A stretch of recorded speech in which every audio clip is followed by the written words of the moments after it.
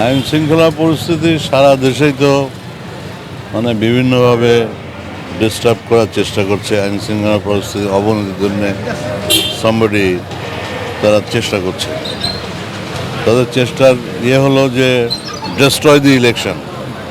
কিন্তু আমরা জনগণকে সাথে নিয়ে, মা বোনদের সাথে নিয়ে, যুবক যুবতীদের সাথে নিয়ে তাদের এই মনোবাসনা পূর্ণ হতে দেব না। যে কোনো মূল্যে আমরা সেটা প্রতিরোধ করব।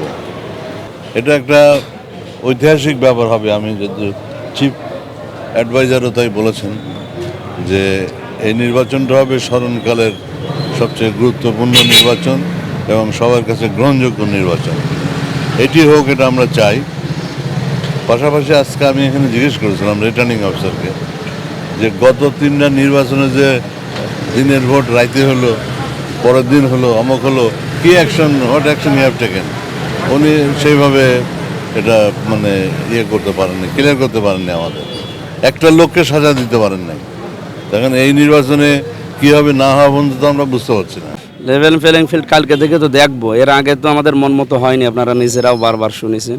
সামনে দেখি কালকে থেকে কি অবস্থা দাঁড়ায়। ওনারা তো কথা দিল আজকে, যে সমস্ত কথাগুলো দিয়েছে এইগুলো যদি মেনে চলা যায় বা এগুলো ওনারাও নিজেরাও প্রয়োগ করে, আশা করছি লেভেল প্লেইং ফিল্ড তৈরি হবে। বিশেষ করে যে কালো টাকার ছড়াছড়ি, এইগুলো আমার মনে হয় খুব জোরালোভাবে আমাদের রিটার্নিং যিনি অফিসার আছেন খুব জোরালোভাবে বলেছে। এগুলো যদি ওনারা প্রয়োগ করতে পারে আইনের, তাহলে আশা করছি লেভেল প্লেইং ফিল্ড তৈরি হবে।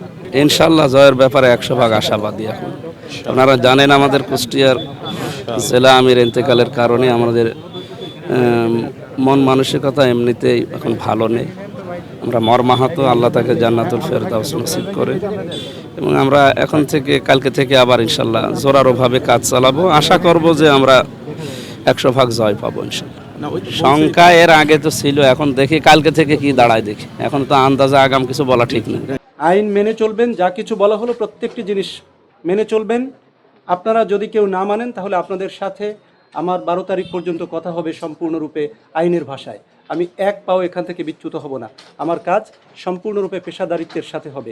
অ্যাজ রিটার্নিং অফিসার আমি এখানে আইনের মধ্য দিয়ে এসেছি, কাগজের মাধ্যমে। আমার কথা হবে কাগজ, আমার ম্যাজিস্ট্রেটরা প্রত্যেকে তাদের জন্য একই ভাষায় আমি কথা বলবো সকলের সাথে। আর একটি জিনিস, last but not the least, কেউ ভঙ্গ করে, আইন ভঙ্গ করে কেউ যদি কখনো বলে ফেলে যে আমি এটা জানতাম না, সেটি আর বলার সুযোগ নেই। আমি আপনাদেরকে জানিয়ে দিলাম এই প্রোগ্রামের মাধ্যমে। আশা করি ভবিষ্যতে আপনারা সকলেই আপনার নিজ নিজ সম্মান বাঁচিয়ে রাখার জন্য এই কাজটি করবেন। আমি জানতাম না এই শব্দটি আমাদের কাছে একেবারে অগ্রহণযোগ্য। জানতাম না এটা বললে আমরা ফাইন থেকেও বিরত হব না, আমরা জরিমানাও করব, জেলও দিব। যেখানে যে শাস্তির কথা উল্লেখ আছে প্রয়োজনে বোধ, আমরা দুটোতেই যাব। কেউ কারো পক্ষে অতি উৎসাহিত হয়ে নিজের ক্ষতি যেন আপনারা কেউ ডেকে না আনেন। এটা আমার সম্মানিত ক্যান্ডিডেট যারা আছেন তাদের জন্য যেমন সত্য, এবং যারা তার হয়ে কাজ করবেন তাদের জন্য সত্য। আশা করি আমার মেসেজটি পেয়েছেন। নির্বাচন অত্যন্ত পবিত্র একটি দায়িত্ব। একজন ভিখারিরও ভোট আছে, কোনো ভোটই আমরা ভবিষ্যতে চুরি করতে চাই না। যা পেছনে গেছে সেটা অতীত, দ্যাট ইজ অনলি পাস্ট। এবং ইন ফিউচার ইনশাআল্লাহ ভোট আমরা পবিত্রতার সাথে করব। এটা আমার জায়গা থেকে আমি কন্ডাক্ট করতে এসেছি ইলেকশন। আমি এখানে কন্ডাক্ট করতে চাই, কারো পক্ষে কাজ করতে আসিনি। একেবারে নিরপেক্ষতার সাথে কাজ করব, এই নিশ্চয়তা আপনাদের দিতে পারি। এবং শেষ মুহূর্ত পর্যন্ত আজ আমি যা বললাম সে কথা সেভাবেই থাকবে। এই 4 দেয়ালের এই প্রকোষ্ঠে, অন্ধকার প্রকোষ্ঠে আমি যে কথা বললাম সেটি আলোর মতো উদ্ভাসিত হবে ইনশাআল্লাহ 12 তারিখ পর্যন্ত। এর বাইরে অন্য কিছু হবে না। তারপরে আসবেন মোহাম্মদ শাহাবুল ইসলাম, বরাদ্দকৃত প্রতীক চেয়ার।